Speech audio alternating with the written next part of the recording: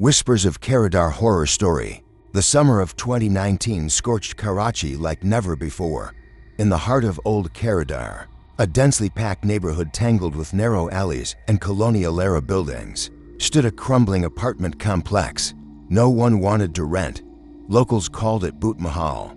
No one knew who named it, but everyone knew why. It was said that at exactly 3:17 a.m., one could hear barefoot footsteps climbing up the fourth floor despite it being sealed for decades. After a fire that killed an entire family in the 80s, no one ever saw anything, just the slow thap, thap, thap of invisible feet, always stopping at the same burned-out door.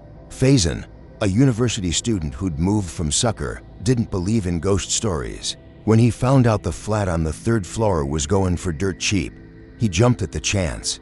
The old watchman had refused to take his deposit. "I won't be responsible," he muttered, eyes hollow. The first 2 nights were quiet, just the occasional power outage and heat-induced nightmares. But on the third night, Faison woke up to the sound of dripping water.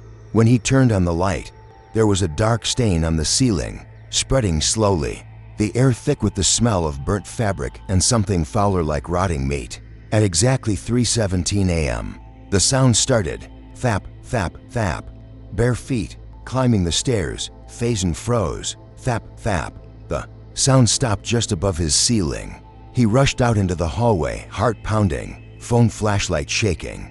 The stairs above him were empty, but the air was freezing and natural for a Karachi summer. And then he saw them, small, charred handprints smeared across the walls, fresh. That night, Faison slept with the lights on. But when he awoke, the bulbs were shattered, and the walls of his room were covered with soot. In the middle of it, scrawled in what looked like blood, was one word: Niche Aja. He moved out before nightfall. 2 days later, another student moved in. He, too, lasted 3 nights, and the building waits still, half breathing, always listening for the next disbeliever.